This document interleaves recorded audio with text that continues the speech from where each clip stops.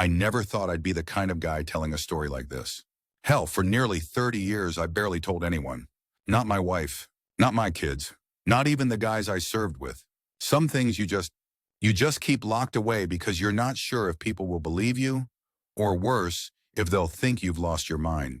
My name is Michael James Colson. I was a Specialist 4 with the 173rd Airborne Brigade, serving in Vietnam from July 1969 to August 1970. At least that was supposed to be my tour. Things didn't exactly go according to plan. It's strange how normal everything can feel, even in a war zone.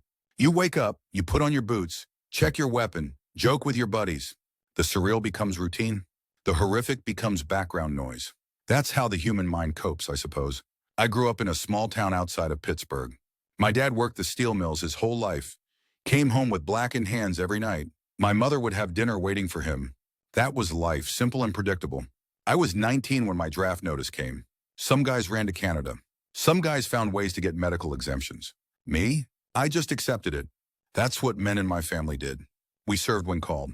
Basic training was what you'd expect. A lot of yelling, a lot of running, a lot of learning how to follow orders without thinking too much. I wasn't exceptional, but I wasn't a problem either. Middle of the pack. Reliable. The flight to Vietnam is something I'll never forget. All those young faces, some excited, some terrified, most just blank with acceptance. We were just kids, really.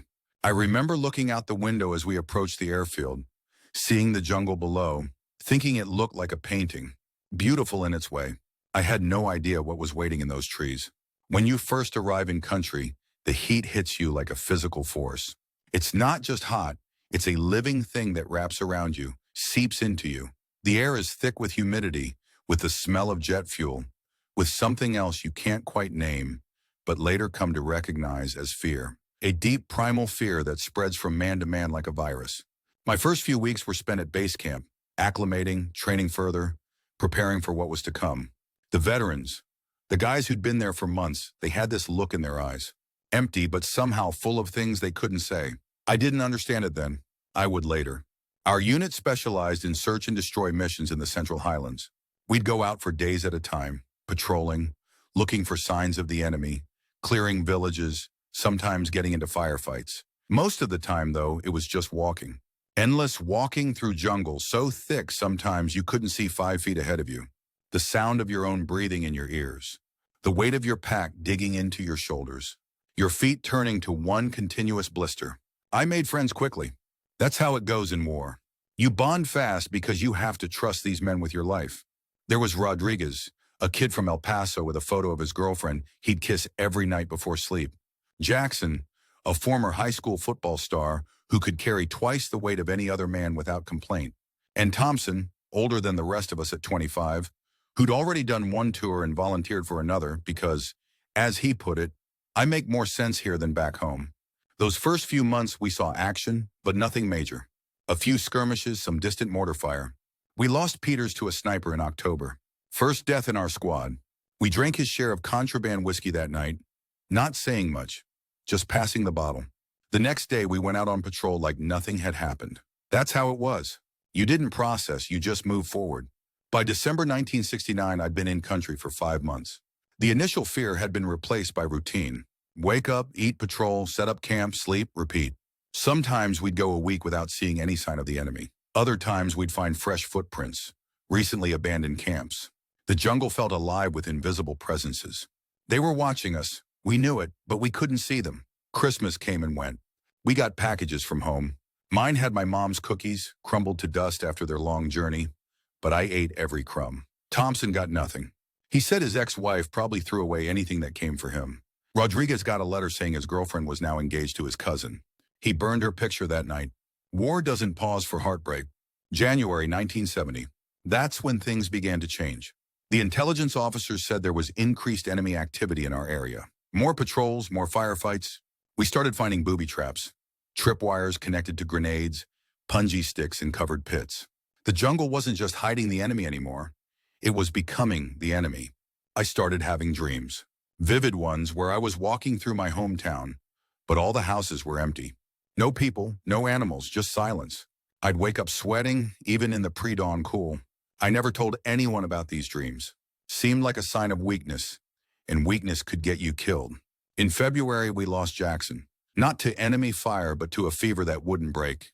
Medevaced out, died on the helicopter. Jungle rot had gotten into a cut on his leg, spread to his blood.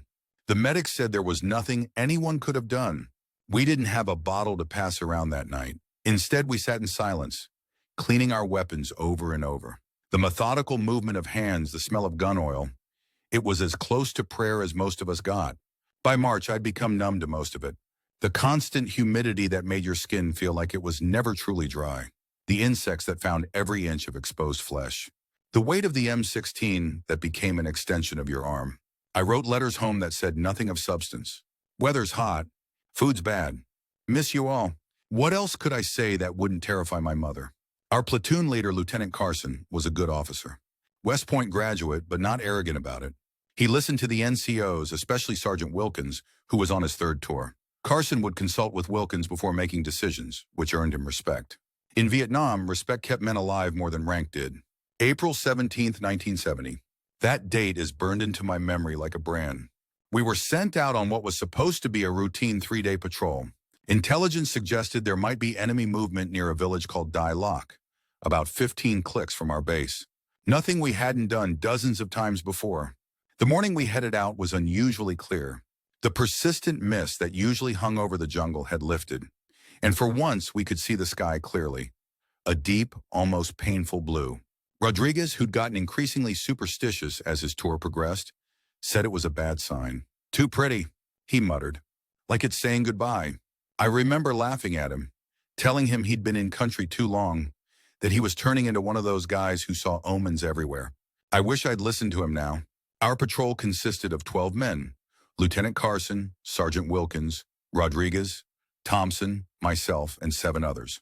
We moved in standard formation, 5 meters between each man, maintaining noise discipline, using hand signals rather than voices whenever possible. The jungle was thick, requiring us to use machetes occasionally to clear a path. Each swing released more of that heavy organic smell, vegetation dying, releasing its moisture into the already saturated air. The first day passed without incident.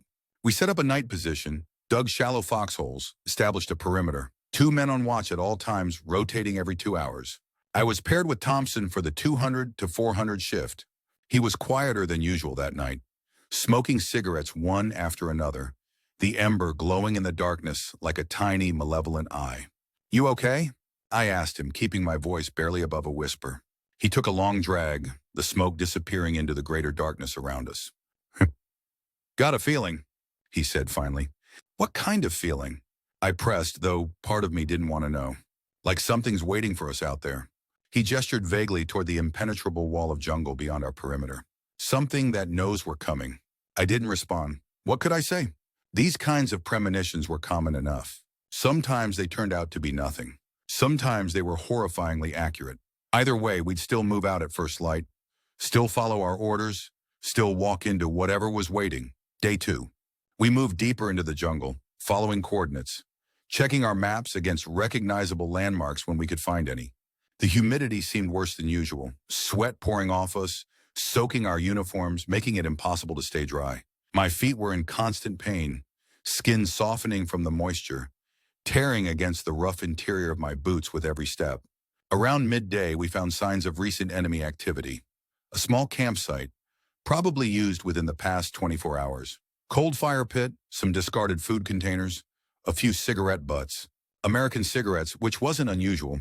The Viet Cong took what they could get, including our supplies when they managed to ambush one of our convoys. Lieutenant Carson radioed back to base, reporting what we'd found. Orders came to continue our patrol, to see if we could make contact or find further evidence of enemy positions. Standard procedure, but it felt different this time. The entire squad was on edge, moving more cautiously, eyes scanning the jungle with increased intensity. Late afternoon, it started to rain. Not the usual monsoon downpour, but a steady, persistent rain that seemed to defy gravity, coming from all directions at once. Visibility dropped to almost nothing.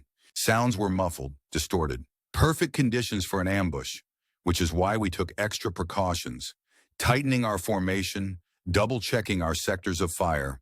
We made camp earlier than planned, finding a small clearing that offered some protection. The rain had stopped, but everything was soaked through. No chance of a fire, not that we would have risked one anyway. Cold rations, soggy cigarettes, and the constant maddening drone of insects. My turn on watch wasn't until 0400, so I tried to sleep using my helmet as a pillow, my poncho providing minimal protection from the damp ground. Sleep came in fragments, disturbed by strange dreams. In one, I saw my father standing at the kitchen table back home, but when he turned to face me, he had no features, just smooth skin where his eyes, nose, and mouth should have been.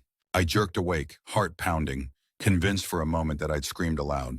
Thompson was nearby, awake, watching me with knowing eyes. He didn't say anything, just nodded slightly as if confirming something to himself. I laid back down, staring up at the patches of sky visible through the canopy. No stars, just darkness. Morning of the third day, April 19th, the day that would change everything. We broke camp at first light, moving out in formation, heading toward the village our intelligence had flagged. The jungle seemed different that morning, quieter, as if holding its breath. Even the usually ever-present birds were silent. Rodriguez crossed himself repeatedly, muttering prayers under his breath. No one told him to knock it off. By mid-morning, we'd covered about 5 clicks, moving slower than usual due to the difficult terrain and our heightened caution. Lieutenant Carson called a brief halt, gathering the squad leaders for a consultation over the map. I took the opportunity to change my socks, peeling off the sodden pair I'd been wearing, wincing at the state of my feet, white, wrinkled, with open sores at the pressure points. Thompson dropped down beside me, offering a cigarette. His hands were steady as he lit it for me, but his eyes were constantly moving, scanning the jungle around us. "Something ain't right," he whispered. Before I could respond, Lieutenant Carson signaled for us to move out. We fell back into formation, weapons at the ready, senses straining for anything unusual.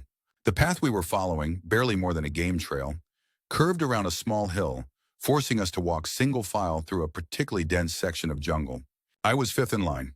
Rodriguez ahead of me, Thompson behind. Sergeant Wilkins was at point, followed by Lieutenant Carson. The others spread out behind us. We moved slowly, deliberately, placing each foot with care, alert for the telltale signs of booby traps or enemy positions. The first shot came without warning, a single crack that echoed through the jungle. Sergeant Wilkins fell, a neat hole in his helmet, dead before he hit the ground. Then all hell broke loose. Gunfire erupted from multiple positions, the distinctive rattling of AK-47s mixing with the deeper sound of a machine gun. We dove for cover, returning fire blindly at first, then with more precision as we located the muzzle flashes. Lieutenant Carson was shouting orders, directing our response, calling for the radio operator to request air support. I found myself pressed against the base of a massive tree, its roots providing some protection. Rodriguez was a few meters to my right, firing in short, controlled bursts. Thompson had disappeared from view. The air was filled with the smell of cordite, the sound of bullets tearing through vegetation, the shouts and screams of men. The firefight seemed to last forever, though it was probably no more than 15 or 20 minutes. The enemy fire gradually decreased, then stopped altogether. They were using hit-and-run tactics, striking hard, then melting back into the jungle before we could mount an effective counterattack. Lieutenant Carson ordered us to secure the area, to check for casualties. Sergeant Wilkins was dead. So was Peters, the radio operator, his chest a mass of blood and torn fabric. Martinez had taken a round through the shoulder, but was still combat effective. The rest of us were shaken but unharmed. The worst part was that our radio was destroyed, the handset shattered by the same bullet that had killed Peters. We were on our own, cut off from support in enemy territory. Lieutenant Carson gathered those of us still standing, quickly outlining our options. The decision was made to continue to the village. It was closer than our base at this point, and there might be a South Vietnamese militia post there with communication equipment. We collected our dead, wrapping them in ponchos, unwilling to leave them behind. The burden was distributed among us, adding to the already substantial weight of our packs and equipment. No one complained. You didn't leave your brothers behind, not if you could help it. The rest of that day passed in a blur of hypervigilance and exhaustion.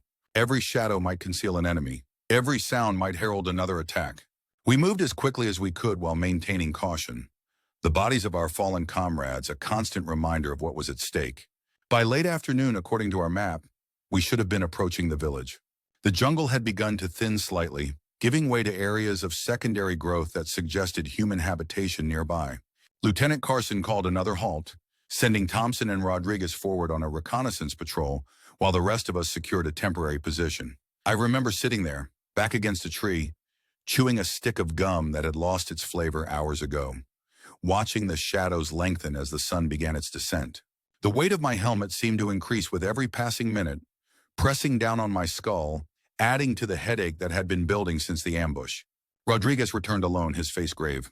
Thompson had spotted what looked like fresh trail signs, deliberately broken branches, disturbed earth, indicators of a recently placed booby trap or mine. He'd stayed behind to keep watch while Rodriguez reported back. Lieutenant Carson made the decision to circumvent the suspected area, taking a wider route that would add time to our journey but reduce the risk. As we prepared to move out, a single shot echoed through the jungle, followed by the unmistakable sound of an explosion. My blood turned to ice. Without waiting for orders, several of us ran toward the sound. Weapons ready, fear forgotten in the rush of adrenaline. We found Thompson, or what was left of him, scattered across a small clearing. He'd either triggered a mine or a booby trap. It was impossible to tell from the aftermath. His death had been instantaneous, at least. Small mercies. There was no time for proper grief. Lieutenant Carson ordered us to mark the area and keep moving, his voice tight with controlled emotion. One more body to carry, one more brother to bring home. The detour took us through increasingly difficult terrain, a steep hillside covered in dense undergrowth, slippery with moss and rotting vegetation. Progress was painfully slow, each step requiring careful placement, the weight of our burdens threatening to topple us with every movement. Dusk was falling by the time we reached more level ground. According to our map, we were now approaching the village from the northeast, rather than the direct eastern route we'd originally planned. Lieutenant Carson decided we'd make camp for the night, approach the village in daylight when we could better assess the situation. That night was the hardest yet. We didn't dare light even the smallest fire. The rations were cold and unappetizing. The bodies of our fallen, placed at the center of our perimeter, seemed to draw all light and warmth from the air around them. Conversation was minimal, limited to necessary communication about watch rotations and security measures. My turn on watch came in the early hours of the morning, paired with Martinez, who was stoically enduring the pain of his wounded shoulder. We sat in silence, straining our eyes against the darkness, jumping at every rustle in the undergrowth, every distant animal call. "You believe in God, Coulson?" Martinez asked suddenly, his voice barely audible. The question caught me off guard. "I don't know," I answered honestly. "My mom took me to church every Sunday growing up, but I don't know anymore." He nodded as if my answer made perfect sense. "I do," he said, "but I think maybe he doesn't come to places like this. Maybe some places are too far even for him to reach." I had no response to that. We lapsed back into silence, each lost in our own thoughts, watching the darkness for enemies both seen and unseen. Dawn broke with unexpected swiftness, the jungle transitioning from impenetrable black to filtered green light in what seemed like minutes. We broke camp efficiently, habit and training taking over where willpower faltered. The village, according to our calculations, should be less than 2 clicks away. We moved out in formation, the weight of our dead companions a physical manifestation of our determination to complete the mission, to find help, to not let their sacrifices be in vain. The jungle began to give way to cultivated land. First just small clearings, then more established fields of rice paddies and vegetable plots. Signs of civilization that should have been reassuring, but instead heightened our tension. Villages could be friendly, neutral, or actively hostile. Intelligence reports were often outdated or simply wrong. We proceeded with caution, Lieutenant Carson sending Rodriguez and me forward as scouts while the main group held position at the jungle's edge. The village of Dialogue revealed itself gradually. First a thin trail of smoke from cooking fires, then the thatched roofs of huts. Finally, the complete layout of a small rural community nestled in a shallow valley. From our vantage point, we could see perhaps 20 structures, a central well, fields stretching out to the south and east. People moved about their business, women carrying water, children playing, a few old men sitting in the shade of a large tree. No obvious military presence, either American, South Vietnamese, or VC. No signs of unusual activity or tension. Just an ordinary village on what appeared to be an ordinary day. Rodriguez and I reported back to Lieutenant Carson, who made the decision to approach openly rather than with stealth. If this was indeed a friendly village, they might have a radio, or at least information about nearby American or ARVN units. If it wasn't friendly, well, we were already compromised by being spotted during our reconnaissance. We reorganized, placing our dead in the center of our formation, weapons visible but not directly threatening. Lieutenant Carson took point, with those of us who knew a few words of Vietnamese close behind. The rest formed a protective perimeter, alert for any sign of danger. As we emerged from the tree line and began walking toward the village, activity there ceased almost immediately. Children were hurried into huts. Women disappeared from view. The old men remained seated but watched our approach with impassive faces. "Easy," Lieutenant Carson murmured. "Keep it calm. No sudden movements." We were perhaps 50 meters from the first hut when an old man stood and walked toward us. His back was bent with age, his face a map of wrinkles, but his eyes were clear and direct. He stopped about 10 meters away, studying us carefully, then spoke in heavily accented English. "American soldiers, why you come here?" Lieutenant Carson stepped forward, keeping his hands visible. "We need help. Radio. Contact our base." The old man's gaze moved to our dead, then back to Lieutenant Carson's face. "You bring death to our village." "No," Carson insisted. "We were ambushed. Lost our radio. Need to call for extraction. Medical help for our wounded." The old man seemed to consider this, his expression unreadable. Finally, he nodded slightly. "Village has no radio. South Vietnamese soldiers, they come sometimes. Maybe 2 days ago, maybe come again soon." It wasn't what we wanted to hear, but it was something. Lieutenant Carson asked if we could rest in the village, perhaps trade some of our supplies for food and water. The old man consulted briefly with the others beneath the tree, then agreed, but with a condition. Our weapons must remain slung, not held at the ready. It was a reasonable request for a civilian settlement, though it left us vulnerable if this turned out to be a trap. We were led to an open area near the well, where we could set our burdens down and rest while maintaining a clear view of the surrounding area. Some of the women brought out cups of water and bowls of rice, accepting K rations and cigarettes in exchange. The atmosphere remained tense, but not overtly hostile. Rodriguez, whose Vietnamese was better than most of ours, attempted to engage some of the villagers in conversation, asking about enemy activity in the area, about the frequency of South Vietnamese patrols, about safe routes back to our base if help didn't arrive. The responses were vague, non-committal.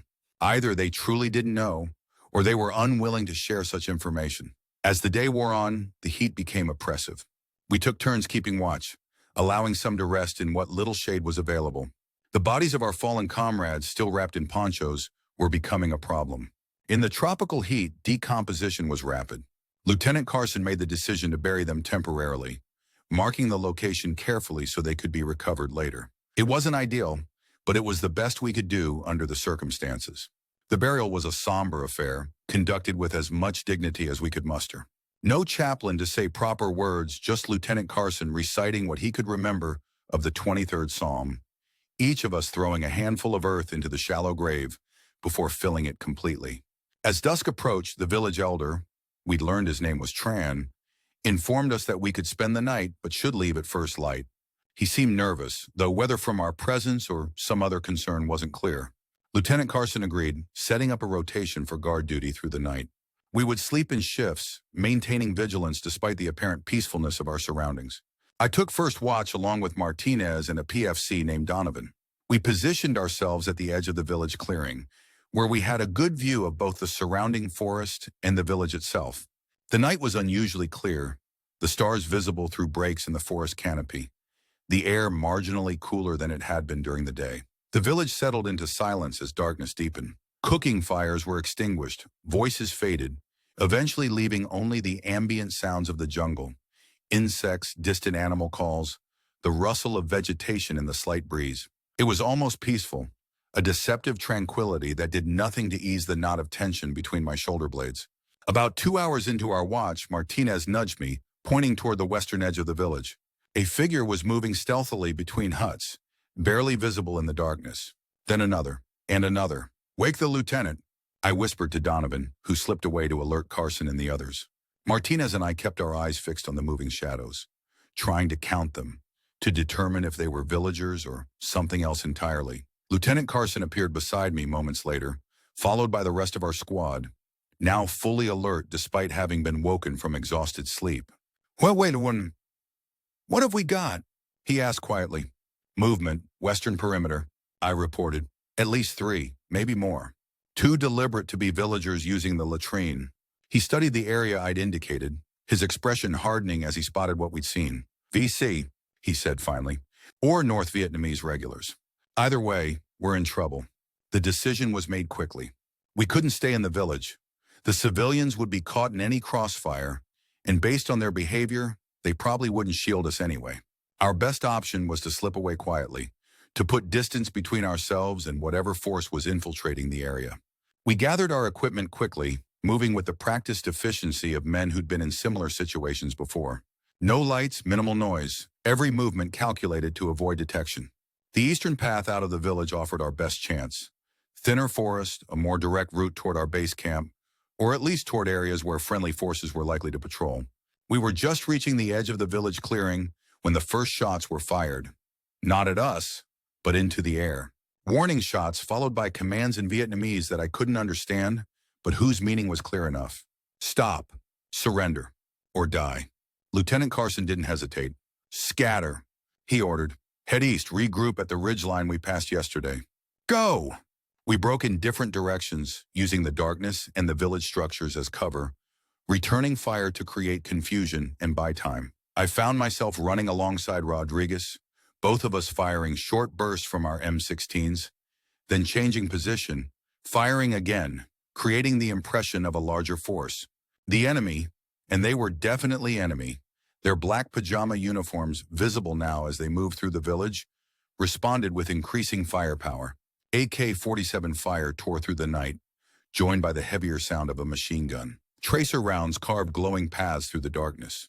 Behind us, villagers were screaming, caught in the chaos they'd likely known was coming. Rodriguez and I reached the tree line, plunging into the relative safety of the jungle, still moving eastward as ordered.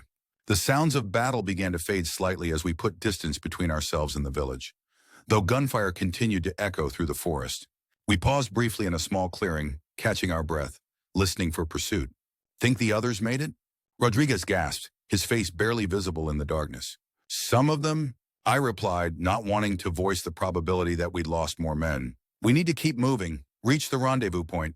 He nodded, checking his magazine, grimacing at what he found. 3 rounds left. You? I checked my own. Half a mag. Maybe 15 rounds, plus 1 full magazine in my pouch. It wasn't much, but it would have to do. We moved out again, more cautiously now, trying to balance speed with stealth. The jungle at night was a different beast entirely. Obstacles invisible until you were upon them. Every root and vine a potential trap for unwary feet. We'd been moving for perhaps 20 minutes when we heard movement ahead. Someone or something coming toward us through the undergrowth. We took cover, weapons ready, fingers on triggers, breath held. Flash, came a whispered challenge. The first half of a recognition code. Thunder, Rodriguez responded, the relief evident in his voice. Lieutenant Carson emerged from the darkness, followed by Donovan and another soldier I couldn't immediately identify. 3 out of the 8 who'd been with us in the village. Not good odds. Martinez? I asked quietly. Carson shook his head. Took 1 in the throat as we were leaving the village. Nothing we could do. We shared a moment of silence, another name added to our mental list of the fallen. Then Carson was all business again, outlining our situation with brutal clarity. We were 5 men, low on ammunition, in enemy territory with no radio and no immediate prospect of extraction. Our best hope was to continue eastward, to reach an area where American or South Vietnamese forces were known to operate, and to avoid enemy contact in the meantime. What followed was one of the longest nights of my life. We moved continuously, pausing only when absolutely necessary, pushing through fatigue, hunger, and the ever-present fear of discovery. The jungle seemed intent on impeding our progress. Dense vegetation, sudden ravines, streams that had to be forded carefully to avoid leaving obvious tracks. Dawn found us exhausted but still moving, having covered perhaps 5 kilometers through difficult terrain. Lieutenant Carson called a brief halt, allowing us to rest while he consulted the map, trying to pinpoint our location based on landmarks and our estimated travel time. If I'm right, he said finally, there's a major trail about 2 clicks east of here, used by our supply convoys sometimes. If we can reach it, we might intercept a friendly patrol, or at least find signs of recent activity. It was a thin hope, but better than nothing. We shared what little water remained in our canteens, each taking a carefully measured sip, then prepared to move out again. As we gathered our equipment, Donovan suddenly stiffened, raising his hand in the universal signal for silence. We froze, straining our ears. At first I heard nothing unusual. just the normal sounds of the jungle waking to a new day. Then I caught it, a faint metallic click, the kind made by a weapon being readied for fire, and it came from behind us. Turn down! Lieutenant Carson shouted, but it was too late. The jungle erupted in gunfire. We dove for cover, returning fire, but we were caught in the open, outgunned and outnumbered. Rodriguez went down first, a burst of AK fire catching him mid-chest, lifting him off his feet before dropping him like a discarded puppet. Donovan was next, his cry of pain cut short by a second, more accurate shot. I found myself behind a fallen tree, firing controlled bursts at muzzle flashes, aware that each round fired brought me closer to having nothing left. Lieutenant Carson was somewhere to my right, still fighting, his M16 on full auto now. Discipline abandoned in the face of overwhelming odds. The firefight couldn't have lasted more than minutes, but it felt like hours. My magazine ran dry. I reached for my spare, hands shaking so badly I nearly dropped it. As I slammed it home and chambered around, I realized I could no longer hear Carson's weapon. Just the enemy fire now concentrating on my position. I had a choice to make, stay and die or run and maybe die. Some choice. I went with option 2, waiting for a brief lull in the firing, then sprinting from my cover, zigzagging through the trees, expecting at any moment to feel the impact of bullets tearing into my back. Instead, I heard shouts of pursuit, crashing sounds as my enemy gave chase. They wanted me alive, I realized. A prisoner. Given what I'd heard about VC treatment of captives, that prospect was possibly worse than a quick death. I ran with the desperate energy of a hunted animal, all thoughts of direction or strategy abandoned in the pure instinct for survival. The jungle blurred around me, branches whipping at my face, undergrowth tearing at my legs. My lungs burned, muscles screaming in protest, but fear drove me onward. I don't know how long I ran, how far I traveled. Eventually, the sounds of pursuit faded, either because I'd outpaced my hunters or because they'd given up the chase. Still, I didn't slow down, couldn't afford to. The ground began to slope upward, the jungle thinning slightly as I climbed. I was looking for higher ground, for a vantage point, for any advantage I could find if they caught up to me. The slope became steeper, forcing me to use my hands at times, pulling myself up by roots and vines. I reached what appeared to be a ridgeline, momentarily relieved at the achievement, only to discover it was more of a false summit. Beyond was a shallow valley, maybe 30 meters across, then another ridge. But something about the valley gave me pause. The vegetation was different there, less dense, almost as if. That's when I realized what I was looking at. The valley wasn't natural. It was a trail, a wide, relatively clear path through the jungle. The trail Lieutenant Carson had mentioned. I'd found it, through blind luck rather than navigation skill. Hope surged through me. If I could follow this trail, I might find friendly forces, or at least make it back to an area under Allied control. I started down the slope toward it, moving more carefully now, scanning for any sign of enemy presence. I was about halfway down when I heard it. A distinctive sound I'd been trained to recognize but had never actually heard in the field. The mechanical click of a landmine's trigger mechanism engaging. Time seemed to slow. I looked down, already knowing what I'd see. My right foot was resting on a patch of disturbed earth, the pressure of my weight having triggered the device beneath.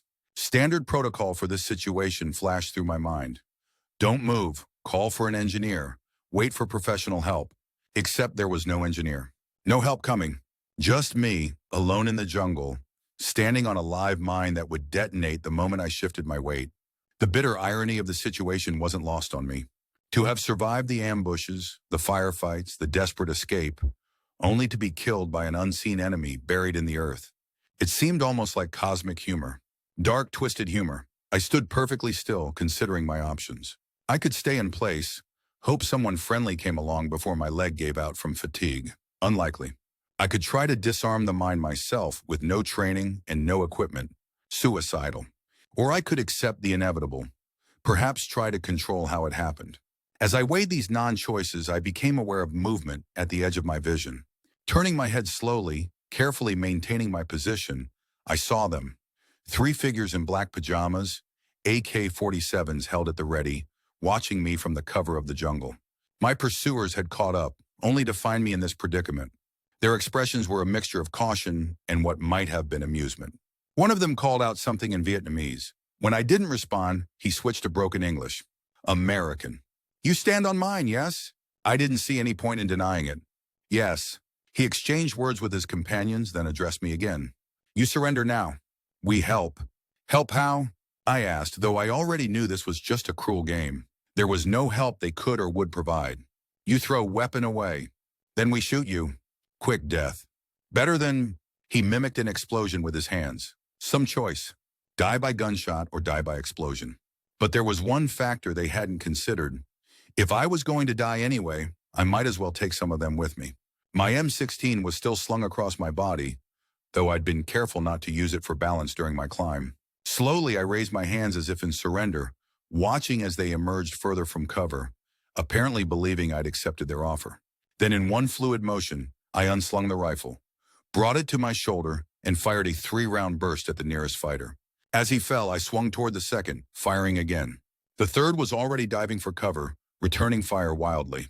In the chaos of the moment, I did what every instinct screamed against. I moved my foot. The explosion was both more and less than I expected. More in its totality, there was no partial detonation, no malfunction. The mine worked exactly as designed. Less in that there was no pain, no sensation of being torn apart.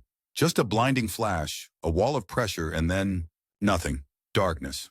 Silence. I was floating in absolute blackness. No light, no sound, no sensation of temperature or pressure. Just existence, the existence of something without a physical form. My first coherent thought was simple confusion. Is this death? Just empty darkness?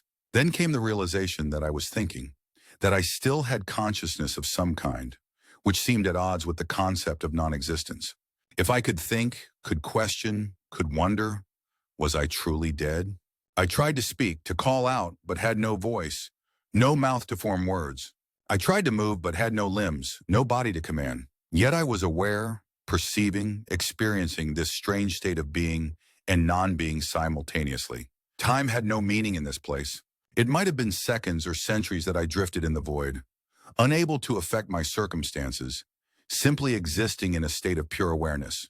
Then gradually I became aware of something new, a sensation of movement, though I had no body to move. A pulling, a direction in the directionless void. I was traveling towards something, or something was approaching me. I couldn't tell which, but the emptiness was no longer absolute. And then I saw it, a pinpoint of light in the darkness. Tiny at first, barely perceptible, but growing steadily larger, brighter. I was moving toward it, or it toward me, with increasing speed.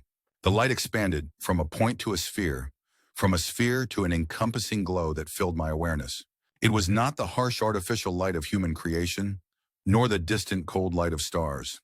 This was something else entirely. Warm, inviting, alive in a way that defied explanation. It radiated not just illumination, but something deeper. Understanding, acceptance, love. As I drew closer, the light resolved into more complex patterns. Swirling energies, colors beyond any I'd seen in life, moving and flowing in perfect harmony. And within these patterns, I began to perceive presences. Not physical forms, not bodies as I understood them, but distinct consciousnesses, individual yet somehow unified. They were waiting for me. This understanding came not through words or signals, but as direct knowledge, simply appearing in my awareness as if it had always been there. They had been waiting, and now I had arrived.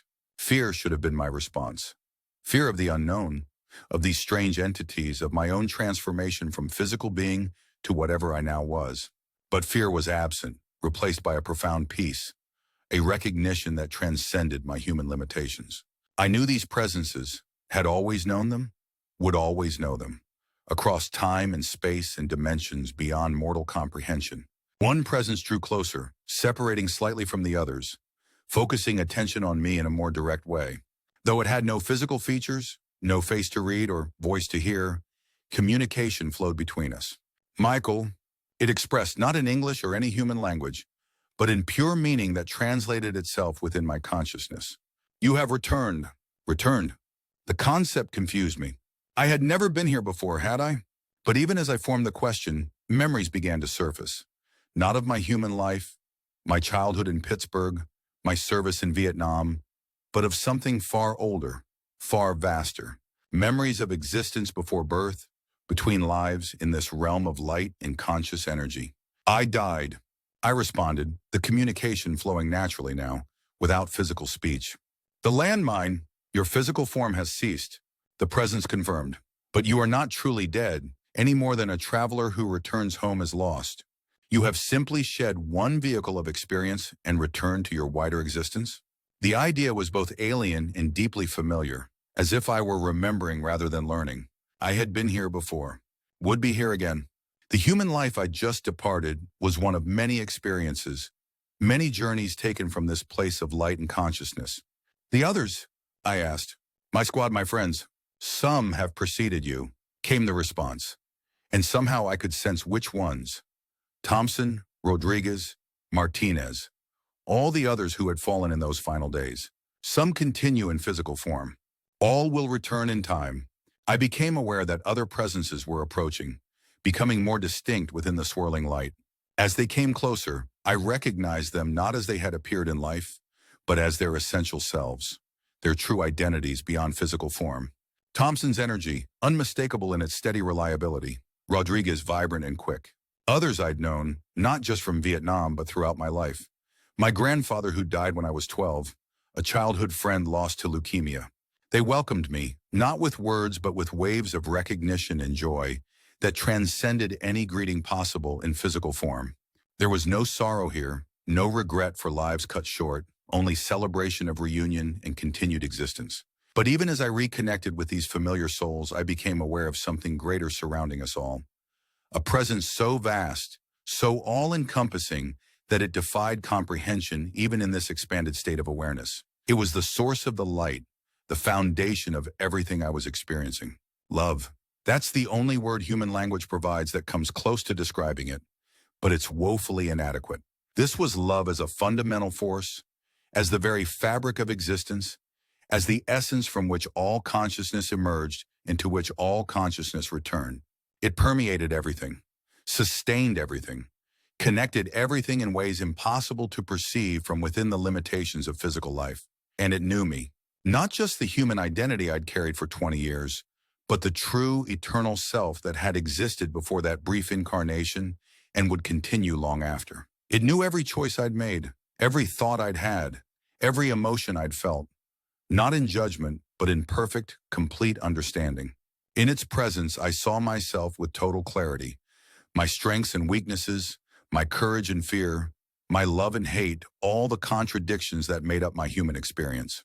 There was no condemnation for my failures, no special praise for my successes. Only acceptance of all that I was and all that I had done as necessary parts of the journey. Time continued to have no meaning in this place. What might have been moments or millennia passed as I existed within this state of communion, learning, remembering, reconnecting with my true nature beyond physical form. I began to understand why I had chosen to incarnate at that particular time, in that particular life, the lessons I had sought to learn, the experiences I had needed to have, the growth that had been possible only through that specific journey. War, violence, fear, loss. These were not meaningless suffering, but catalysts for expansion of consciousness, opportunities to choose love even in the darkest circumstances, challenges that forced evolution of the soul. Not that the suffering itself was good or necessary, but that the potential for growth existed within even the most painful experiences. As this understanding deepened, I became aware of something new emerging within the all-encompassing light. Images, scenes from the life I'd just left, playing out like reflections in water. I saw myself as a child taking my first steps. As a teenager, navigating the complexities of school and social hierarchies. As a young man receiving my draft notice, feeling the weight of duty and fear simultaneously. Then Vietnam, the jungle, the combat, my fellow soldiers. I watched these scenes not with human emotion, but with the deeper understanding of my expanded consciousness, seeing patterns and connections invisible from within the experience itself. How seemingly random events had led to precise moments of choice. How each decision had shaped not just my path, but the paths of those around me. I saw the final days in perfect detail. The patrol, the ambushes, the desperate flight through the jungle, the landmine, the explosion that had separated me from physical form. But even this was viewed without trauma, without the fear and pain that had accompanied the actual experience. From this perspective, it was simply the transition point, the doorway between states of being. As the images faded, I became aware of a question forming, not from outside, but from within my own consciousness. What now? What comes after this reunion, this remembering, this return to my wider existence? The answer came not as words but as understanding, unfolding naturally within me. There were choices to be made. I could remain in this realm of light and consciousness for what would seem like eternity from a human perspective, continuing to grow and learn in ways impossible within physical limitations. Or I could return to physical existence, either on Earth or in other realms of incarnation, carrying forward the growth achieved in this life while accepting the forgetting that necessarily accompanied rebirth. No pressure existed to choose immediately. Here, in this place beyond time, there was only the eternal now, the perfect presence in which all possibilities existed simultaneously. I could explore, commune, remember, prepare for as long as needed before making any choice about what came next. But even as I considered these options, I became aware of something unexpected. A pull, a connection that still existed to the physical form I'd left behind. Not the body itself, which was certainly destroyed beyond recovery, but to the earthly plane, to the people and places I'd known in life. A tether of sorts, thin but persistent, tugging at my awareness. The presence that had first greeted me, my guide, though that term feels too limiting, responded to my confusion before I could fully form the question. Your physical form was destroyed. It communicated, but consciousness can sometimes return even from such transitions. If the purpose is strong enough, if the time is not yet complete. I didn't understand at first. Return? How could I return when there was no body to return to? The vehicle is damaged, but not beyond all function, came the response. Though it will never be as it was before, images formed again in the light. My body, or what remained of it, being discovered by American soldiers, rushed to a field hospital, surgeons working frantically to save what could be saved. I saw myself missing limbs, covered in bandages, machines breathing for lungs too damaged to function on their own. A choice was being offered. I could return to that broken form, complete whatever journey had been interrupted by the landmine. Or I could stay here, in this place of light in perfect understanding, allowing the damaged body to complete its shutdown, freeing those caring for it to direct their efforts elsewhere. Neither choice was presented as better or more righteous than the other. There was no pressure, no judgment, only the clear presentation of possibilities and their likely consequences. If I returned, there would be pain, struggle, limitations I'd never known before. The life I'd planned and expected would be irrevocably altered. But there would also be opportunities for experience and growth unique to that path. If I stayed, the transition would be complete. The next phase of existence, whatever I chose it to be, would begin without the interlude of return to physical life. As I contemplated this unexpected choice, I became aware of something else, a purpose, a message, a understanding that had formed during my time in the light. Knowledge that seemed vital, not just for my own growth, but potentially for others still living in physical form. If I returned, I could share this knowledge, could perhaps help others see beyond the limitations of material existence, beyond the fear of death that drove so much of human suffering. The pull strengthened, the tether to physical existence vibrating with increased intensity. A decision was required, not out of pressure, but out of the natural progression of consciousness. Stay or return. Complete the transition or re-enter the interrupted journey. I focused my awareness on that connection to physical life, feeling its texture, its meaning, its possibility. And in that focus, I made my choice. The light began to change, to narrow, to concentrate into a tunnel or pathway stretching before me. The presences I'd communed with, friends, family, guides, receded, not in abandonment, but in loving support of the path I'd chosen. Their consciousness remained connected to mine across the dimensions I was about to traverse, a connection that transcended physical separation. The journey back was different from the journey in. Instead of expanding into greater awareness, I was condensing, focusing, narrowing back toward the specific consciousness required for physical existence. Knowledge didn't disappear, but it shifted, moved from immediate awareness to deeper levels, like files stored but not currently open. The tunnel of light grew brighter, more intense, rushing toward me or me toward it with increasing speed. And then pain, overwhelming, all-encompassing pain. Sounds, beeping machines, urgent voices, metal instruments against metal trays. Smells, antiseptic, blood, the distinctive odor of burned flesh. I was back in what remained of my body, back in the world of physical sensation and linear time, back in Vietnam, or perhaps some hospital beyond the combat zone. The transition was jarring, brutal in its suddenness. One moment, infinite consciousness in a realm of perfect light. The next confined to a damaged body, bombarded by pain signals, struggling to process the radical shift in perception. I couldn't open my eyes, couldn't move, couldn't speak. But I was aware, present, reconnected to physical existence in all its messy, limited, painful reality. And I remembered. That was the miracle, the unexpected gift. I remembered the light, the presences, the communion with something far greater than my human self. I carried that knowledge back with me, not as a vague impression or fading dream, but as clear, certain memory. I had died. I had gone beyond, and I had returned, carrying a message that would change everything. Not just for me, but for anyone willing to hear it. The doctors working on me had no idea, of course. To them, I was just another grievously wounded soldier, clinging to life against all medical probability.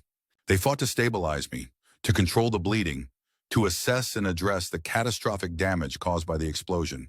They couldn't know that the consciousness they were fighting to preserve had already experienced death and chosen to return.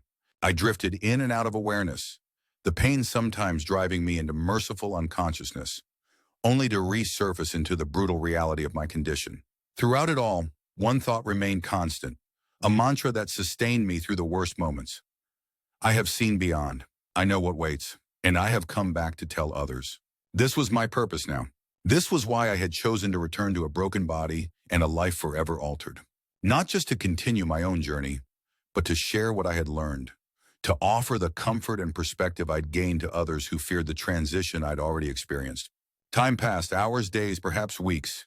I existed in a twilight state between worlds, aware enough of my physical surroundings to know I was being moved, transported, treated by different medical teams in different facilities, but also still connected to that other realm, still able to touch that expanded consciousness in moments of deepest stillness. Gradually, slowly, I began to emerge more fully into physical awareness. I could open my eyes for brief periods, could perceive the faces of doctors and nurses, could feel the full extent of my injuries and the interventions being used to address them. The pain remained constant, but my relationship to it was changing. It was information rather than torment, a signal from a body working to heal rather than a punishment to be endured. I learned the details of my condition in fragments, pieced together from overheard conversations, from brief exchanges with medical staff who didn't expect me to understand or remember. My right leg was gone completely, my left severely damaged but salvageable with multiple surgeries. Burns covered much of my body. Internal injuries had required extensive repair. The fact that I had survived at all was considered remarkable, a testament more to luck and stubbornness than to medical intervention. What they couldn't know, what I couldn't yet tell them, was that it wasn't luck or stubbornness that had brought me back. It was choice. Deliberate, conscious choice to return, to complete the journey, to share the message entrusted to me.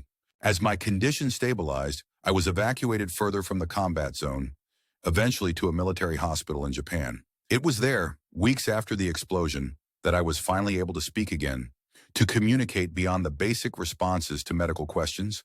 My first coherent words, whispered to a nurse changing my bandages, were simple but carried the weight of everything I'd experienced. I died. I saw the light, and I came back to tell you, there's nothing to fear. She paused, her hands stilling on the gauze she was unwrapping. Her eyes met mine, widening slightly at the intensity she must have seen there. For a moment, I thought she would dismiss my words as the ramblings of a heavily medicated patient. Instead, she sat down slowly beside my bed. "Tell me," she said simply. And so I began to share my story. The first telling of many, the beginning of the message I'd returned to deliver. The truth about death, about consciousness, about the continuity of existence beyond physical form. The reality of the light, the love, the perfect understanding that awaits us all. I had died in Vietnam, but that death had given me a gift beyond measure. Knowledge that transformed fear into acceptance, grief into understanding, separation into recognition of eternal connection. And now I had the rest of my life, however long or short, however limited by my injuries, to share that gift with others, to be a messenger between worlds, to offer hope based not on faith or wishful thinking, but on direct, personal experience of what lies beyond the threshold we call death. The journey ahead would not be easy. The physical challenges alone were daunting, but I faced them with a perspective impossible to achieve without having experienced what I had. pain, disability, the arduous path of rehabilitation. These were temporary conditions of physical existence, not the defining reality of my being. I had seen beyond. I knew the truth, and that knowledge would sustain me through whatever came next. The body might be broken, but the spirit, the consciousness, was undiminished. And in that awareness lay freedom, purpose, and a peace that truly did pass all understanding. The military hospital in Japan became my world for the next 3 months. A sterile, fluorescent-lit purgatory of surgeries, physical therapy, and painful recovery. But in a strange way, I was more at peace than I'd ever been, even before Vietnam. The doctors and nurses couldn't understand it. By all rights, I should have been devastated. A 20-year-old with most of his future plans shattered along with his body. Yet there I was, often comforting them more than they comforted me. You're taking this remarkably well. Doctor, Harmon told me during one of our sessions. He was the psychiatrist assigned to evaluate my mental state, to watch for signs of depression or suicidal ideation, common in cases like mine. I've seen what comes next, I told him simply. Hard to fear anything after that. He made notes in his file, his expression carefully neutral. Tell me more about these visions you experienced. That's what they called it, visions, or hallucinations, or the effects of trauma, blood loss, and morphine. They had categories for experiences like mine, neat clinical boxes that stripped away the profound truth of what had happened. Not visions, doctor. Reality. More real than this conversation we're having right now. He looked up from his notepad, studying me with genuine curiosity rather than clinical detachment. You truly believe that, don't you? I don't believe it, I replied. I know it. The same way you know your name or remember your childhood. It's not faith or hope or wishful thinking. It's memory. That distinction between belief and knowledge became central to how I communicated my experience.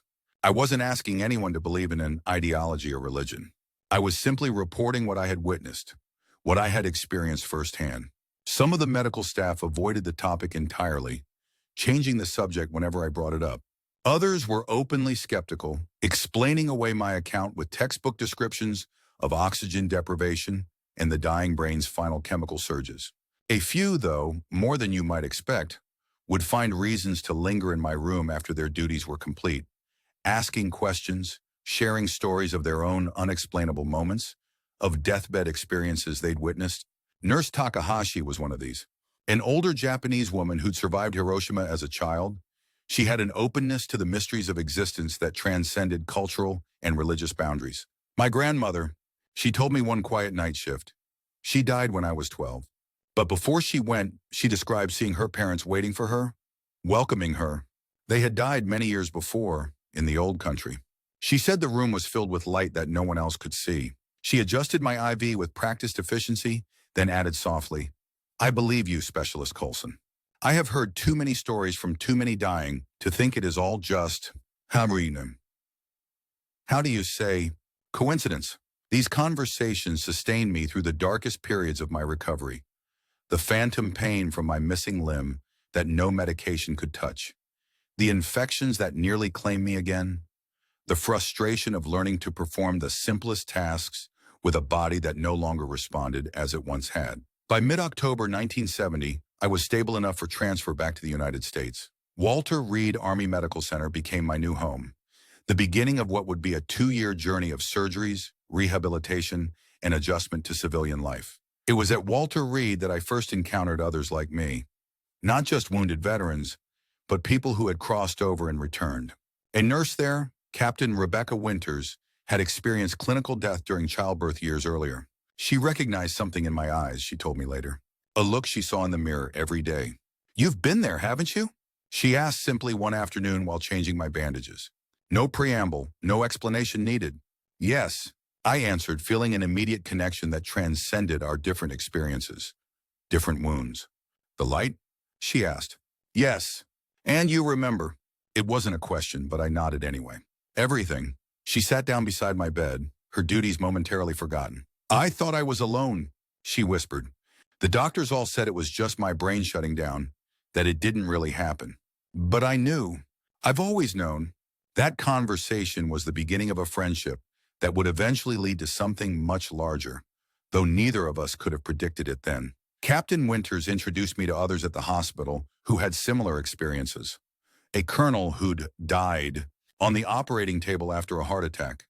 A civilian administrator who drowned as a teenager before being resuscitated. A small, informal group began to meet when schedules permitted, sharing our stories, comparing notes, finding the common threads that ran through our diverse experiences.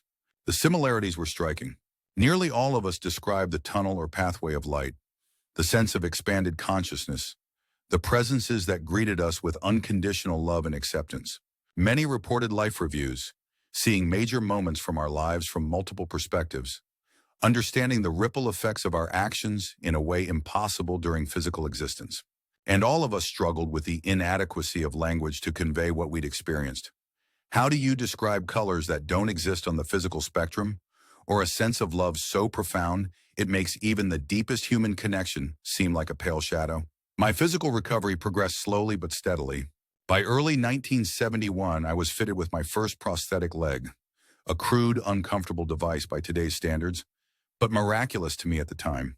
Learning to walk again was a struggle of determination and patience, of countless falls and frustrating setbacks. But the perspective I'd gained made even this challenge seem temporary, manageable in ways it might not have been otherwise. "You've got a great attitude, Coulson," my physical therapist would say after particularly grueling sessions. "Most guys in your situation, they get angry, depressed. You just keep at it with this. I don't know, this calm. I've seen the bigger picture." I'd tell him, this is just one small chapter in a much longer story. As my medical treatment transitioned from acute care to long-term rehabilitation, I began to think more about what would come next. My military service was over. An honorable discharge was inevitable given my injuries. I had some education benefits through the GI Bill, a small disability pension to look forward to. But what would I do with this second chance I'd been given? What was the purpose of my return? The answer came from an unexpected source. In the spring of 1971, a journalist from the Washington Post visited Walter Reed to do a feature on wounded veterans and their reintegration into society. Sandra Klein was tough, skeptical, and initially uninterested in what she dismissively called the spiritual angle of my recovery. "I'm here to talk about the practical challenges," she explained during our first meeting. "Housing, employment, medical care, the real issues facing veterans. Those are important," I agreed. "But they're not the whole story." Something in my tone must have caught her attention, because she paused, pen hovering over her notebook. "What do you mean?" "The physical wounds, the practical challenges, they're real but temporary. What happens to consciousness, to who we really are beyond these bodies? That's the bigger story." She gave me an appraising look, clearly debating whether to humor what she probably saw as the philosophical musings of a traumatized young man. "And you know about this because I died in Vietnam," I said simply. "I experienced what comes next and I came back to talk about it." I expected dismissal, maybe condescending humor. Instead, after a long moment, she closed her notebook. "Off the record," she said quietly. "Tell me everything." I did. For 3 hours in that small hospital room, I shared the complete account of my experience. Not just the clinical details of my injury and miraculous survival against medical odds, but the deeper reality of what I'd witnessed beyond physical life. I held nothing back, knowing it would sound fantastic, impossible, perhaps even delusional to someone who hadn't experienced it firsthand. When I finished, Sandra sat in silence for so long, I thought perhaps she regretted asking. Finally, she spoke. "My brother was killed at Khe Sanh in '68, she said, her professional detachment slipping for the first time. "I've been angry ever since. Angry at the war, at the government, at God if there is one. The waste of it all." She looked directly at me, her eyes simultaneously challenging and vulnerable. "You're telling me he's still somewhere? Still himself? Not just gone?" "Yes," I said with the absolute certainty that only direct experience can provide. "Not just somewhere, but everywhere. Not diminished, but expanded. Not ended, but transformed." 2 tears tracked down her cheeks, quickly wiped away with an almost angry gesture. "I want to believe that." "I understand," I said gently. "But what I'm offering isn't belief. It's testimony. First-hand reporting from the other side." She gave a short laugh, surprising both of us. The ultimate foreign correspondence. The article she eventually wrote was not what either of us had expected. Rather than a brief mention in a larger piece about veterans' challenges, Sandra wrote a full-length feature focused entirely on my experience, both the physical reality of surviving catastrophic injury and the spiritual dimensions of my temporary death.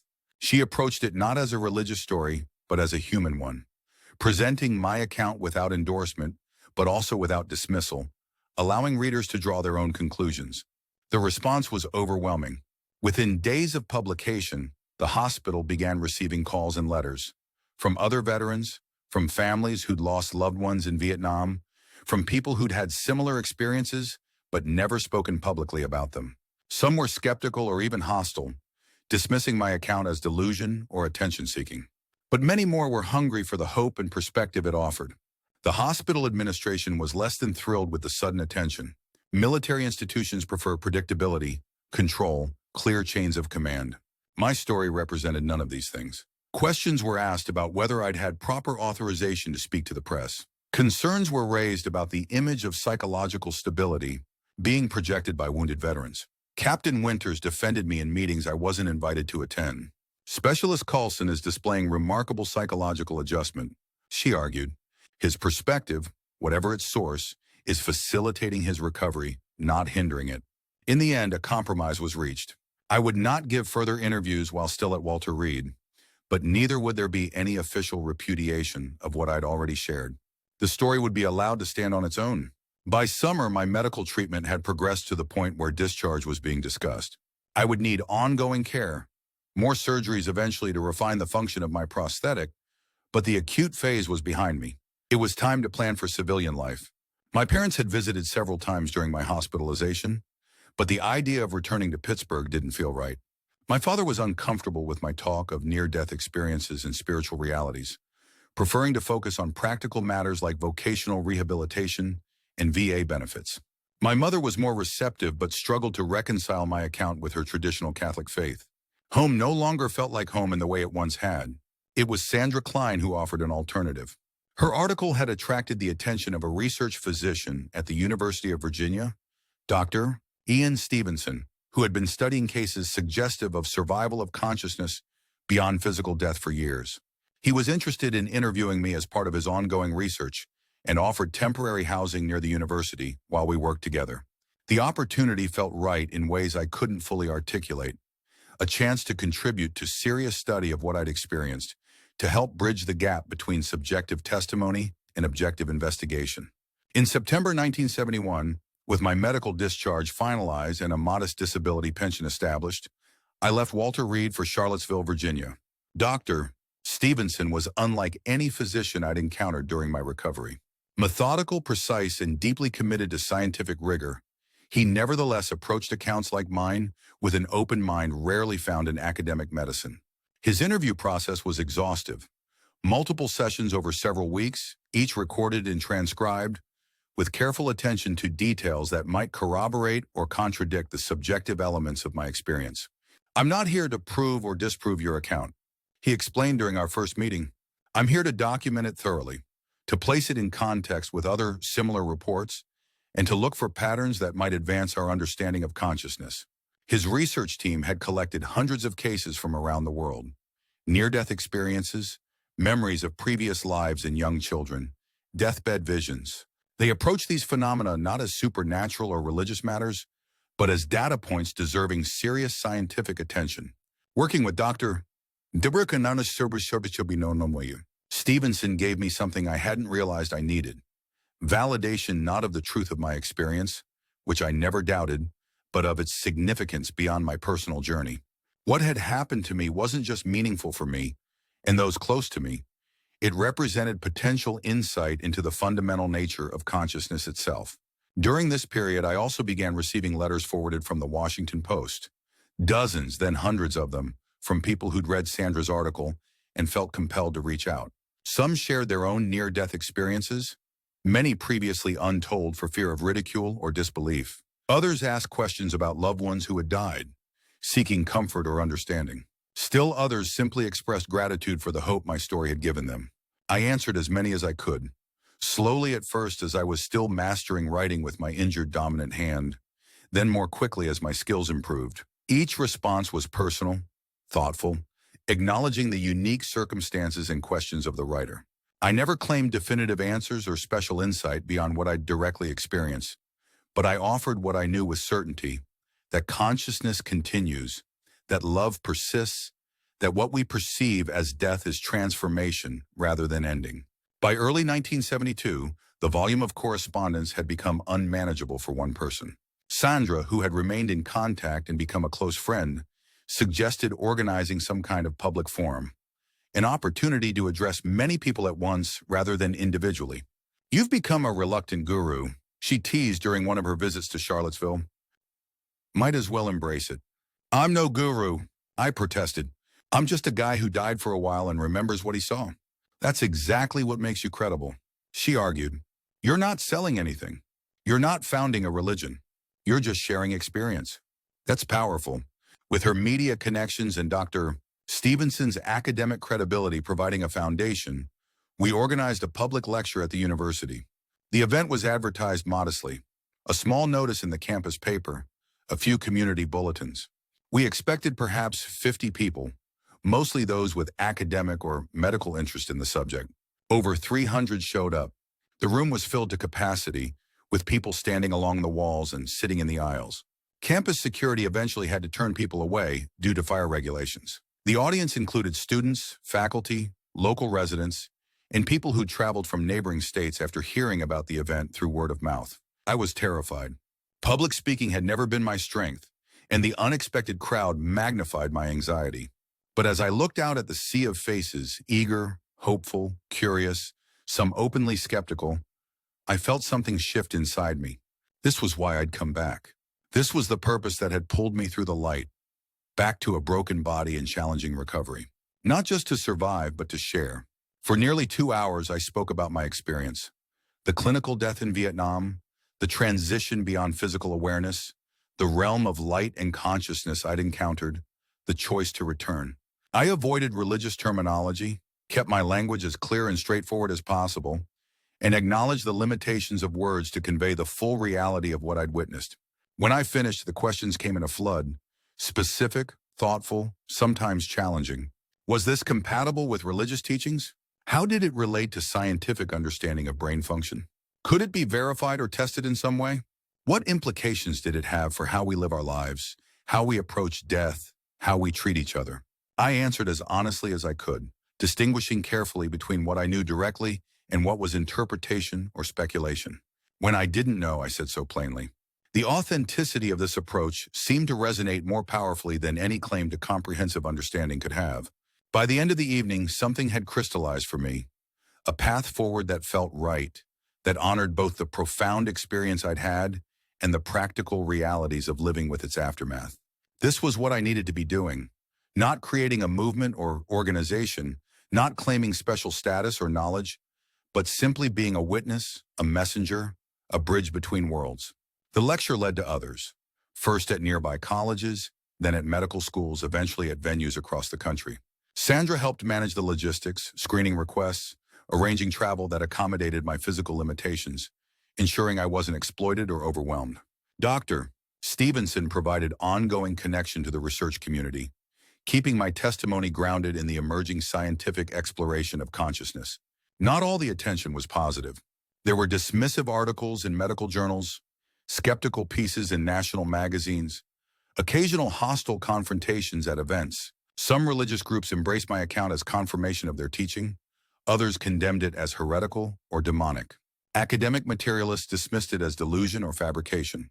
The military establishment maintained careful distance, neither endorsing nor directly challenging my story, but clearly uncomfortable with its implications.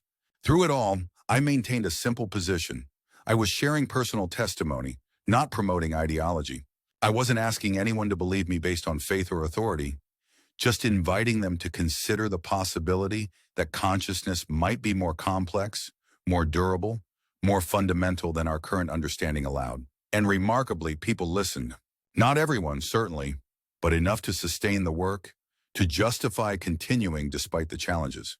Letters kept coming, now addressed to the small office we'd established in Charlottesville. Invitations to speak arrived from increasingly diverse sources: grief support groups, veterans organizations, medical conferences, philosophical societies, even the occasional church or synagogue open to perspectives beyond their tradition. In the fall of 1972, an unexpected call came from Washington. A congressional committee was holding hearings on veterans care, with particular focus on psychological support for those returning from Vietnam. Someone, we never learned who, had suggested I might offer valuable perspective. Would I be willing to testify? The opportunity was both exciting and intimidating. This wasn't a sympathetic audience of seekers or even curious academics. This was official Washington, political and bureaucratic, focused on policy and budgets rather than cosmic questions. But it was also a chance to advocate for better understanding and support of veterans dealing with profound questions of meaning after their combat experiences. I agreed, and on a crisp October morning, I found myself in a wood-paneled hearing room on Capitol Hill, waiting my turn to speak. The committee members were a mix of older World War II veterans and younger politicians who'd never served, some genuinely concerned about veterans' welfare, others clearly there for the political optics of supporting the troops while questioning the war. When my name was called, I made my way slowly to the witness table, the tap of my prosthetic leg and cane on the marble floor echoing in the suddenly quiet room. I'd worn my uniform with decorations, the Purple Heart, Bronze Star, and other recognitions earned during my short but eventful service, not out of pride but as visual testimony to the reality of my experience, the credibility of my perspective. Specialist Coulson, the chairman began after I was sworn in. We understand you have a unique perspective on the psychological needs of wounded veterans. Would you share your thoughts with the committee? I took a deep breath, looking directly at the row of politicians before me. Mr. Chairman, members of the committee, I'm here to talk about something that isn't in your briefing materials or budget analyses. I'm here to talk about what happens when a soldier dies on the battlefield and then comes back. For the next 15 minutes, I shared my account, not just the near-death experience itself, but its impact on my recovery, on my understanding of my wounds, on my transition to civilian life. I emphasize that while my specific religious beliefs had evolved from this experience, the core insights transcended any particular faith tradition and offered potential healing for veterans struggling with the existential wounds of war. The men returning from Vietnam aren't just dealing with physical injuries or even traditional combat stress, I explained. They're dealing with profound questions of meaning. Why did they survive when others didn't? What purpose does their continued life serve? What value can be found in their suffering? Our current medical model has few answers for these questions. I propose that VA hospitals consider research partnerships with institutions studying consciousness and spirituality, that support groups specifically addressing existential questions be made available alongside traditional therapy, that medical staff receive training in recognizing and respectfully engaging with near-death experiences and similar phenomena reported by wounded veterans. When I finished, there was a long silence. Then unexpectedly, one of the older senators leaned forward. "Son, I was at Normandy," he said, his voice rough with emotion. "Saw things I've never talked about, not even to my wife of 40 years. But what you've described, I've known men who came back different after being pronounced dead. Men who weren't afraid anymore, who seemed to understand something the rest of us couldn't grasp. We didn't have words for it then." He cleared his throat. "I'm not saying I believe everything you've described, but I believe something important happens in that space between life and death. And if it can help our boys coming home now, we'd be fools not to explore it." That testimony marked a turning point. While no dramatic policy changes resulted immediately, doors began to open within the VA system. A few innovative hospitals started pilot programs incorporating discussion of near-death experiences and spiritual perspectives into their psychological support services. Research grants were approved for preliminary studies on the impact of such experiences on recovery and reintegration. More importantly, my testimony brought the subject into more mainstream discussion. Several major newspapers covered the hearing, presenting my account with varying degrees of skepticism, but generally acknowledging the potential therapeutic value of addressing these experiences, whatever their ultimate nature or cause. Throughout 1973 and into 1974, the work continued to expand. A small publishing house approached me about a book, offering a chance to share my experience in greater depth than was possible in lectures or interviews. Sandra helped shape the manuscript, ensuring it retained my authentic voice while organizing the material coherently for readers new to the subject. I Died in Vietnam and Came Back with a Message was published in the spring of 1974. It was not an immediate bestseller, but found a steady audience, particularly among veterans and their families, grief counselors, hospice workers, and others dealing directly with death and its aftermath. Reviews were mixed, respectful in some publications, dismissive in others, but the book remained in print, finding new readers through word of mouth rather than marketing campaigns. As the decade progressed, I found myself part of a growing community of researchers, medical professionals, and experiencers exploring consciousness beyond its physical manifestation. What had once been dismissed as fantasy or hallucination was becoming a legitimate field of inquiry, with peer-reviewed journals, academic conferences, and clinical applications. While still controversial, the subject was moving from the fringe toward the mainstream of scientific and medical consideration. My personal life evolved alongside this professional journey. In 1975, I met Claire Henderson, a grief counselor who had used my book in her work with families of soldiers killed in Vietnam. She attended one of my lectures in Boston, asked thoughtful questions during the discussion, and approached me afterward to share how the perspective I offered had helped her clients find peace amid devastating loss. Our professional connection quickly deepened into friendship, then into something more. Claire was unlike anyone I'd known before. Brilliant, compassionate, unafraid of difficult questions or unconventional answers. She understood my experience without having shared it directly, recognizing its authenticity without needing to categorize or label it. We married in 1977, establishing a home in the countryside outside Charlottesville, a place that balanced privacy with accessibility to the university and the small office that coordinated my speaking engagements and correspondence. Claire continued her counseling work while also becoming increasingly involved in our shared mission of bringing greater understanding of consciousness and its continuation beyond physical life. Together, we began conducting workshops for healthcare professionals, particularly those working in hospice and palliative care. The goal wasn't to promote any specific belief system, but to create space for patients' spiritual experiences to be acknowledged and respected, whatever form they took. Many doctors and nurses were hungry for this perspective, having witnessed deathbed phenomena they couldn't explain within their medical training, but didn't feel free to discuss professionally. By the late 1970s, the cultural climate was shifting. The immediate trauma of Vietnam was receding, though its wounds remained unhealed in many ways. New Age spirituality was emerging alongside more traditional faith traditions, creating openness to experiences and perspectives that transcended conventional religious categories. Scientific interest in consciousness was expanding beyond strictly materialist models, with quantum physics suggesting reality was more complex and interconnected than previously understood.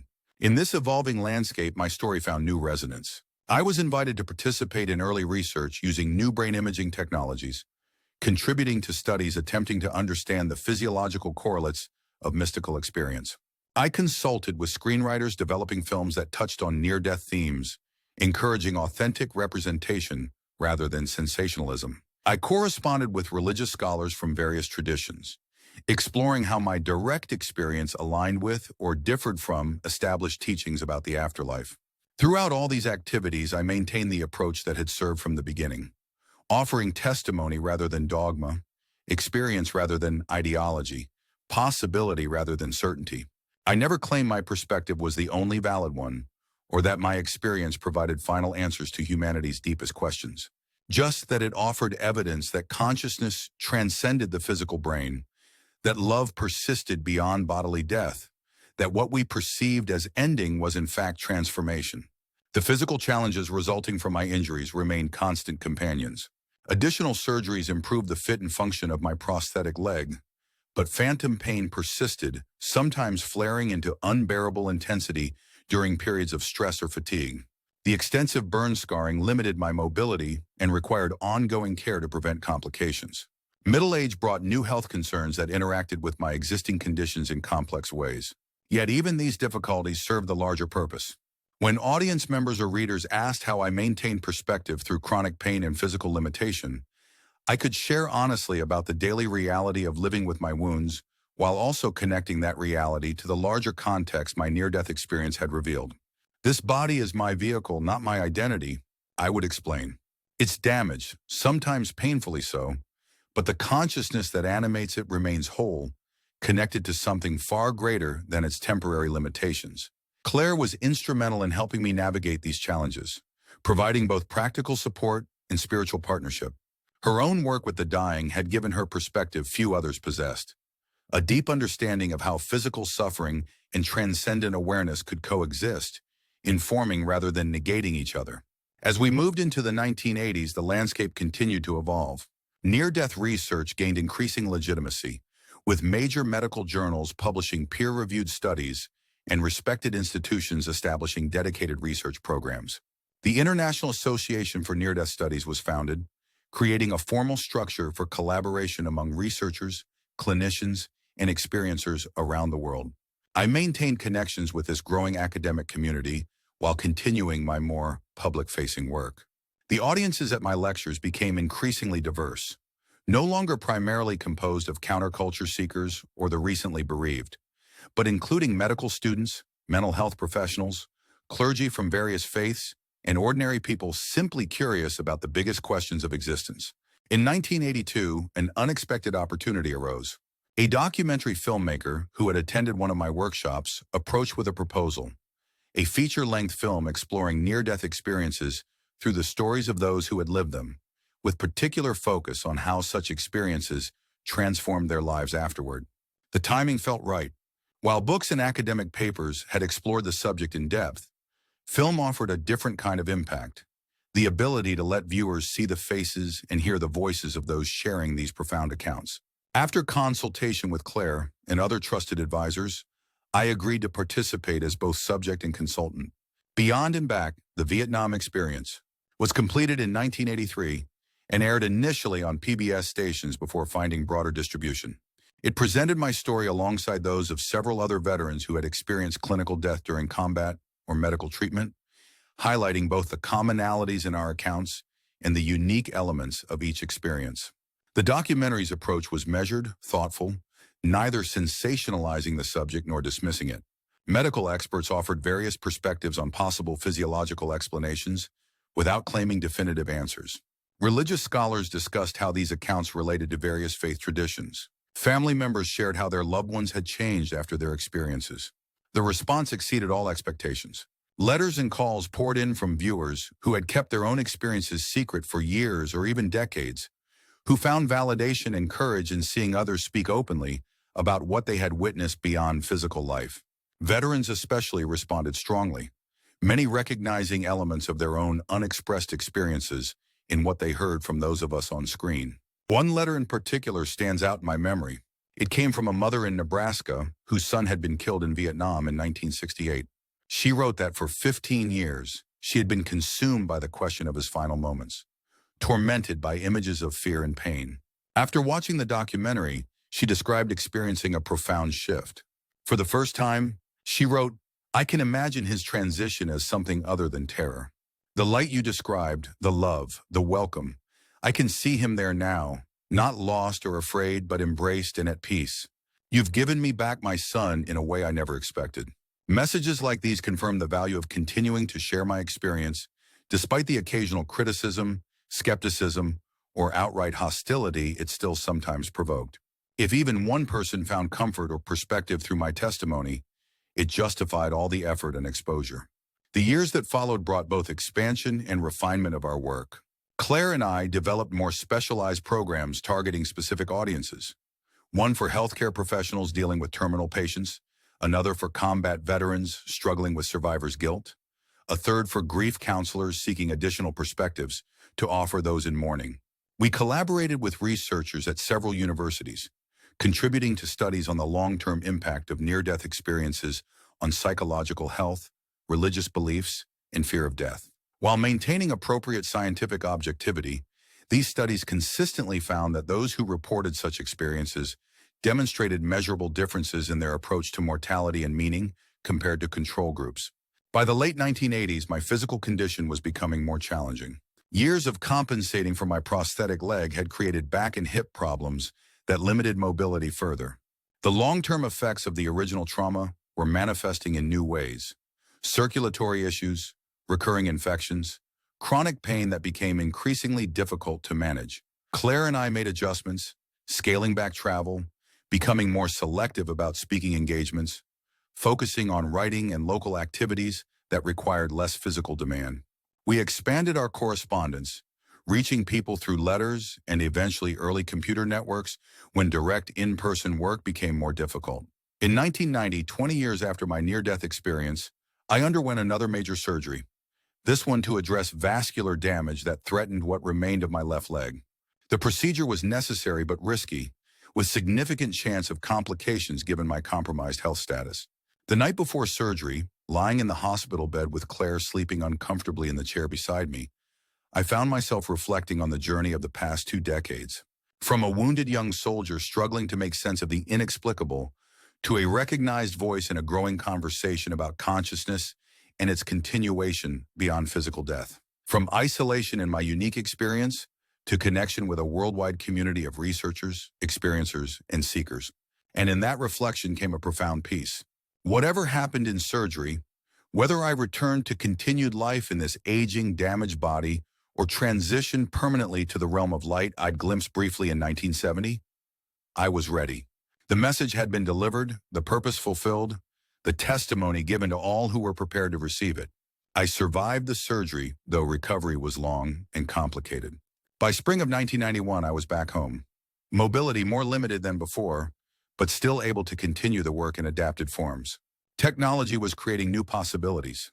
Recordings distributed on cassette tapes and video, conference calls that allowed interaction without travel, early email exchanges with researchers and experiencers around the world. As I entered my 5th decade, the cultural and scientific landscape continued to evolve. Near-death experiences had entered the mainstream consciousness through books, films, and television programs of varying quality and accuracy. Medical research was providing increasingly sophisticated understanding of the physiological correlates of these experiences, though no purely physical explanation accounted for all the reported phenomena. The academic world remained divided, some researchers pursuing consciousness studies with open minds about its potential non-local nature, others holding firmly to the position that all experience, however transcendent it might seem, was ultimately reducible to brain activity. The religious world was similarly split between those who embraced near-death accounts as confirmation of spiritual realities and those who viewed them with suspicion as potential challenges to doctrinal authority. Through all these debates and developments, I maintained the position that had guided me from the beginning, offering testimony rather than theory, experience rather than ideology. My purpose was not to prove anything to skeptics or to provide ammunition for believers, but simply to share what I had witnessed with those open to considering its implications. As the 1990s progressed, I found unexpected common ground with another group of experiencers, those who had undergone profound spiritual awakenings through entheogenic substances, either in traditional indigenous contexts or in early clinical research being conducted at a few pioneering institutions. While the pathways differed dramatically, the realms of consciousness described often overlapped with elements of my near-death experience: the dissolution of ordinary boundaries, the encounter with loving presence beyond human limitation, the direct knowledge of interconnection underlying apparent separation. Claire and I hosted several private dialogues bringing together near-death experiencers, meditation masters from various traditions, and participants in this emerging field of psychedelic research. These conversations revealed striking commonalities in how diverse pathways could access similar dimensions of consciousness, suggesting something fundamental about the nature of mind that transcended any particular method of exploration. In 1995, I published a second book, 25 years later, Reflections on Life After Death, exploring how my understanding had evolved over the decades since my original experience.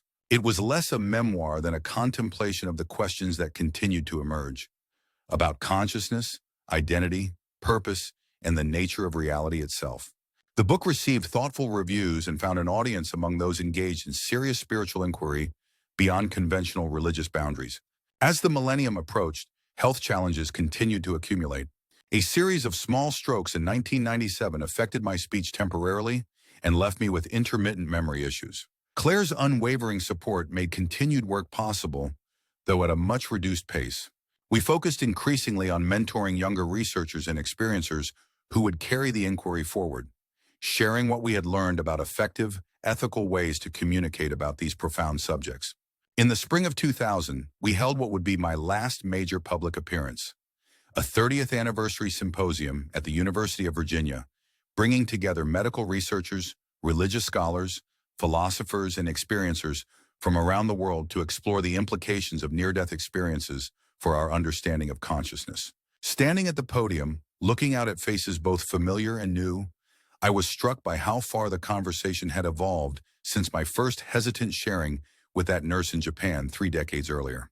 What had once been dismissed as hallucination or wishful thinking was now the subject of serious scientific research, philosophical inquiry, and clinical application. Not universally accepted, certainly, but no longer relegable to the fringes of academic or medical consideration.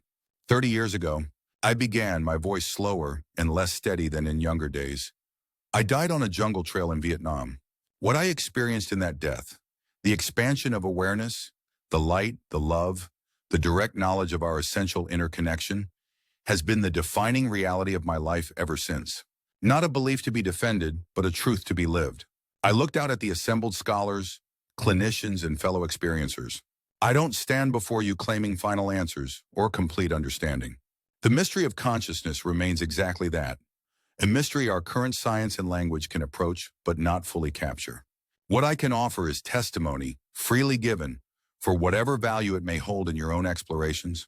The symposium continued for 3 days, with presentations ranging from the latest neuroimaging studies to philosophical examinations of non-local consciousness to first-hand accounts from experiencers across diverse cultures and contexts.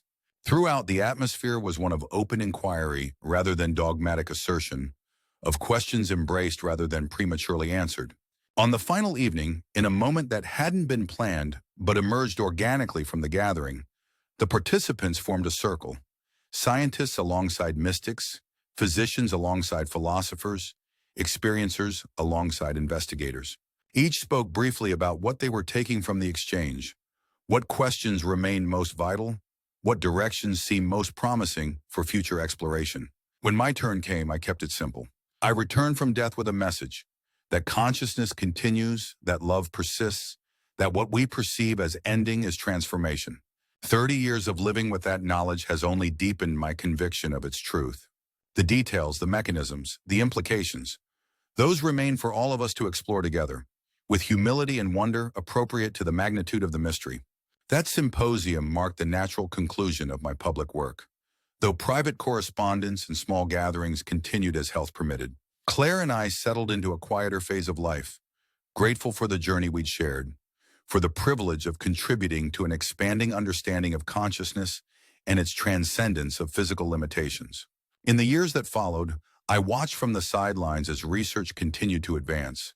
New brain imaging technologies, innovative clinical applications, increasingly sophisticated theoretical models attempting to bridge the apparent gap between physical processes and subjective experience. Through it all, the essential mystery remained, inviting continued exploration without yielding to any final explanation. My health declined gradually but steadily through the early 2000s. The cumulative effect of the original trauma, combined with the natural processes of aging, placed increasing limitations on physical activity. Claire's devotion never wavered, her practical support matched by her spiritual partnership as we navigated this final phase of my earthly journey. In 2010, 40 years after the landmine explosion that had temporarily separated my consciousness from physical form, I experienced a series of more serious strokes. Medical intervention stabilized my condition, but it was clear that another major transition was approaching. My remaining kidney was failing, my compromised circulatory system unable to maintain equilibrium, my body finally reaching the limits of its remarkable endurance. As I moved between hospital and home, between periods of clarity and confusion, I found myself increasingly aware of the thinning boundary between states of consciousness. The realm of light I had glimpsed briefly in 1970 seemed increasingly present, visible beyond or within the physical reality around me. Sometimes I would catch glimpses of presences, consciousness without physical form, moving at the periphery of ordinary perception. Claire recognized what was happening, having witnessed similar transitions in her decades of work with the dying. Rather than attempting to pull me back into more conventional awareness, she supported the natural unfolding, creating space for whatever was emerging to be experienced fully and without fear. On a quiet autumn morning in 2011, with Claire holding my hand in our home overlooking the Virginia countryside, I felt the final dissolution beginning, not as crisis or struggle, but as release, as the dropping away of limitations that had served their purpose and were no longer needed. "It's happening," I whispered, my voice barely audible, but my awareness crystal clear. "The light, it's opening again." Claire's eyes filled with tears even as she smiled. "Go toward it," she encouraged. "I'll be okay. We'll all be okay." As my breathing slowed and physical sensation receded, my consciousness expanded once more into that realm of light and presence I had glimpsed briefly 41 years before. But this time there was no pulling back, no return to the limitations of physical existence. This was not a temporary visit but a homecoming, a full restoration of the awareness that had always been my true nature beyond the temporary vehicle of body and brain. The transition completed with gentle finality, consciousness continuing uninterrupted as the physical form released its last breath. What human language describes as death was experienced from within as liberation, as expansion, as return to a fullness of being that physical life can only partially express. The message I had carried back from my first crossing was now confirmed through this final transition. Consciousness continues, love persists. What appears as ending is transformation. Not as belief or theory, but as direct, lived reality beyond all doubt or question. And in that continuation, that persistence, that transformation lies the deepest truth I can offer to those still walking the human journey. That what awaits beyond the threshold of physical life is not oblivion, but awakening. Not isolation, but connection. Not ending, but return to the source from which we have never truly been separate. The light remains. The love endures. The journey continues. And for those with eyes to see and hearts to understand, the message echoes across the seeming boundary between worlds. You are more than you appear to be. More than body, more than brain, more than the brief flicker of individual identity in the vast ocean of existence. You are consciousness itself, taking temporary form for purposes of experience and expression, never truly separate from the wholeness from which you emerge and to which you will return. I died in Vietnam. I came back with a message. And now, having completed the mission that return made possible, I continue the greater journey beyond the limitations of physical form, holding all those I've loved and all those my story has touched in the vast embrace of consciousness that transcends all seeming separations of time and space. This is not the end. There is no end, only transformation, continuation, and the ever-present light that welcomes us all back to who we truly are.